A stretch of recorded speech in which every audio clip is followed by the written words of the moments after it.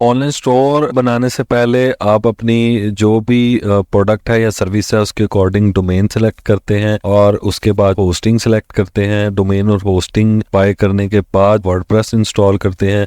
Domain का और hosting का जो कोर्स है वो ऑलरेडी आप ले चुके हैं, उसमें स्ट्रेटेजिकली परफेक्ट होस्टिंग और डोमेन प्रोवाइडर आप कैसे सिलेक्ट करते हैं उसका सारा प्रोसीजर ट्यूटोरियल आप ले चुके हैं। ऑनलाइन स्टोर में जो आप डोमेन नेम सेलेक्ट करते हैं वो मेमोरेबल होना चाहिए, रेलेवेंट डोमेन नेम होना चाहिए। सिंपली आपको अपनी निश के अकॉर्डिंग डोमेन लेनी होती है। अगर आप पेट से रिलेटेड स्टोर बनाते हैं तो पेट्स नेम बीच में होना चाहिए। अगर टेक्नोलॉजी से रिलेटेड गैजेट्स और स्मार्ट डिवाइसेस से रिलेटेड बनाते हैं ऑनलाइन स्टोर तो उससे रिलेटेड डोमेन नेम होना चाहिए। रेलेवेंट और मेमोरेबल डोमेन नेम आप सेलेक्ट करते हैं। उसके बाद रिलायबल होस्टिंग प्लेटफॉर्म आप बाय करते हैं। होस्टिंग प्लेटफॉर्म्स परफॉर्मेंस और रिलायबिलिटी के हिसाब से आप को बाय करनी होती है। बहुत सारे hosting provider e commerce solutions के साथ ई कॉमर्स की परफॉर्मेंस और रिलायबिलिटी की प्रेफरेंस के साथ आपको होस्टिंग प्रोवाइड करते हैं।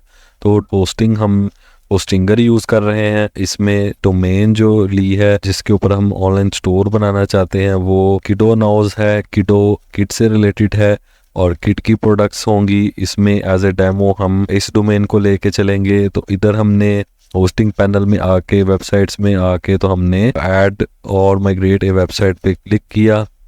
उसके बाद हम ऑनलाइन स्टोर पे क्लिक कर देते हैं।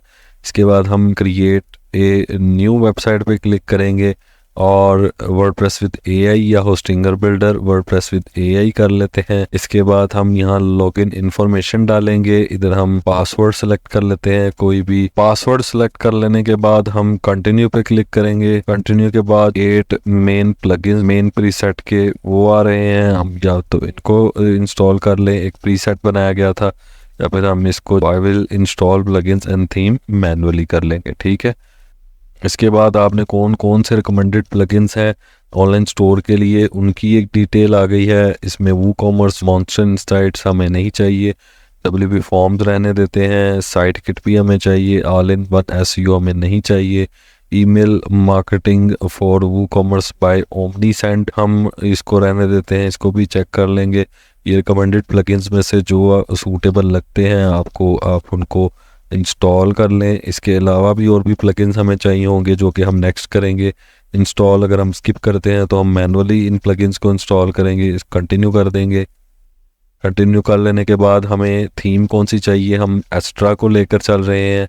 आप कोई भी थीम अपने जो आपको अट्रैक्टिव थीम लगती है आप वो यूज़ कर सकते हैं। इधर हम एस्ट्रा को सेलेक्ट करेंगे। एस्ट्रा को सेलेक्ट कर लेने के बाद इधर हम ब्रांड नेम लिख देंगे किडो नाउज। ठीक है। डिस्क्रिप्शन में भी हम यही डाल देंगे या फिर डिस्क्रिप्शन में किड्स रिलेटेड प्रोडक्ट्स डाल लें। उसके बाद कंटिन्यू पे क्लिक कर दें। अब इधर use an existing domain name पे सिलेक्ट करेंगे। इधर हम डोमेन नेम अपना डाल देंगे kidonose.com। ठीक हो गया। कंटिन्यू कर देंगे। अब ये नेम चिप पर है, हमने डोमेन नेम चिप पर बाय की थी। इसके जो नेम सर्वर्स हैं वो ऑलरेडी हमने होस्टिंगर के अकॉर्डिंग कर दिए हैं। How to connect domain to Hostinger पे क्लिक करेंगे तो आपको नेम सर्वर्स मिल जाएंगे। नेम सर्वर्स ऑलरेडी हमने इसके सेट कर दिए हैं। अब इसको कंटिन्यू पे क्लिक करेंगे तो ये इनिशियलाइजिंग सेटअप और परसेंटेज के साथ ये जब कंप्लीट होगा तो वर्डप्रेस और जो प्लगइन्स हमने सेलेक्ट किए थे ये इंस्टॉल हो जाएगा। तो डोमेन और होस्टिंग के बाद हमने इंस्टॉल कर लिया वर्डप्रेस और एस्ट्रा थीम हमने सेलेक्ट कर ली। एस्ट्रा थीम ब्लॉगिंग के लिए भी और ई कॉमर्स के लिए परफेक्ट थीम है। क्लाइंट्स के लिए अपने प्रोजेक्ट्स के लिए ज़्यादातर मैं एस्ट्रा थीम ही यूज़ करता हूँ।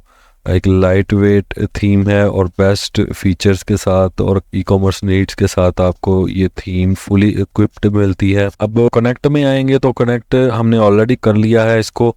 अगर आप लेट्स कनेक्ट पे क्लिक करेंगे ये login to Namecheap, find old name servers ये हैं और न्यू नेम सर्वर्स आप देख सकते हैं कि सेम है। तो कंटिन्यू और फिनिश कर देंगे और इसके बाद कंट्रोल पैनल और एडमिन पैनल को खोल लेंगे। ये हमारा डैशबोर्ड है। इसमें जो जो हमने प्लगइन्स सेलेक्ट किए थे सबसे पहले प्लगइन्स में आ जाते हैं। तो प्लगइन्स जो हमने इधर सेलेक्ट किए थे वो ऑलरेडी इंस्टॉल्ड हैं। लाइट स्पीड कैश होस्टिंगर की तरफ से ही प्लगइन होता है auto install.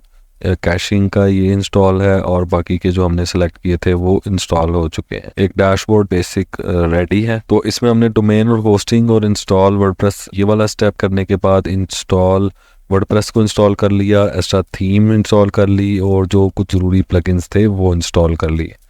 E commerce foundation ready.